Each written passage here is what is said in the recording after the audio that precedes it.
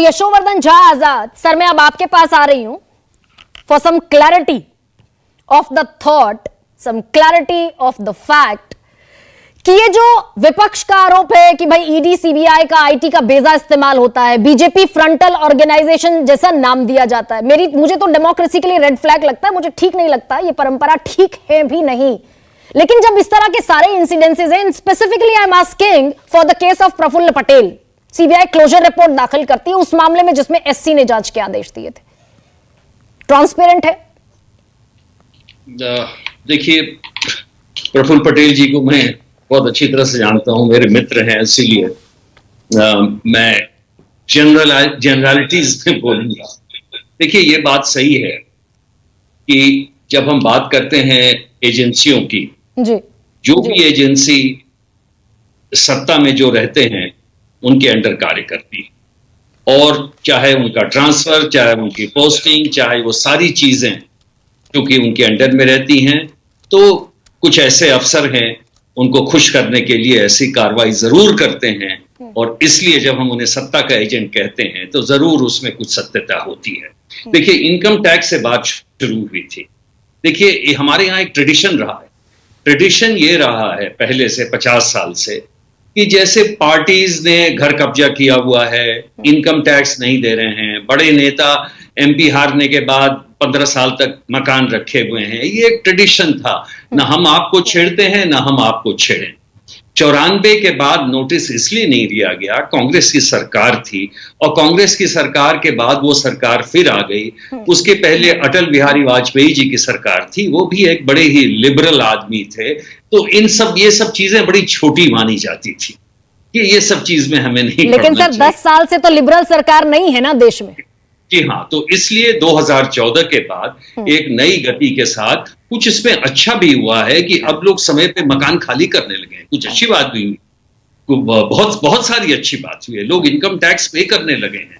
तो अब कांग्रेस ने भी ये सोचा कि भाई अब ये क्या बेकार की चीज है, ये सब थोड़ी उठाई जाती है, तो उन्होंने इग्नोर कर दिया 21-22 को। उन्हें नहीं मालूम था कि इनकम टैक्स गले ही पड़ जाएगा।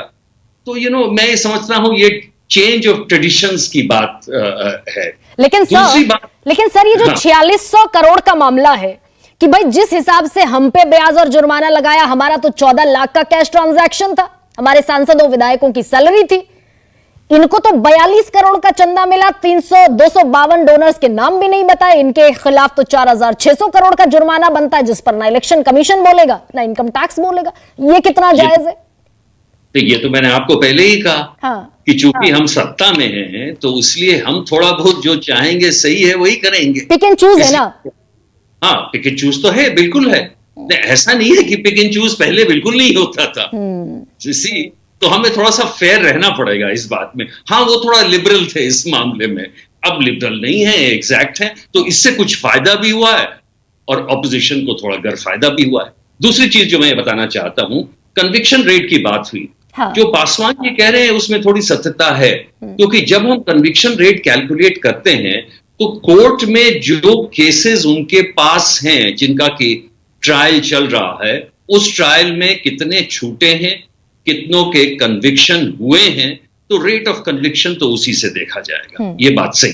लेकिन जो असल पॉइंट ये आता है कि पीएमएलए ने ये दिखाया कि 5906 केस जनवरी 1, 2023 में पीएमएलए के पास थे। अब सवाल ये उठता है कि क्या महुआ मित्रा का केस उतना ही इंपॉर्टेंट है उस केस से जहां पर कि 4 करोड़ सामने आपको मिला है? बिल्कुल नहीं। इसलिए ये जो जल्दीबाजी महुआ मित्रा के केस में की जा रही है या अन्य कुछ ऐसे केस में जा रही है, वो गलत है। प्राथमिकता देने का मतलब यह है, सबसे पहले आप 5 साल से जो पुराने केसेस हैं उनको तो निकालें। तो सर, लेवल प्लेइंग फील्ड जिसकी बात कर रहा है विपक्ष, क्या वो दिखता है जब ईडी इलेक्टोरल बॉन्ड में दिखा, ईडी की कार्रवाइयों में दिखता है 95% कार्रवाइयां विपक्ष के खिलाफ, आईटी का मैंने जिक्र ही किया आज, और सीबीआई ने प्रफुल्ल पटेल की क्लोजर रिपोर्ट दाखिल कर दी। अभी थोड़े दिन पहले मैं चर्चा कर रही थी आपसे, इकोनॉमिक ऑफेंस विंग ने भी कहा था कि भाई अजीत पवार पर कोई केस नहीं बनता। उससे पहले एसीबी ने 9 मामले बंद कर दिए थे।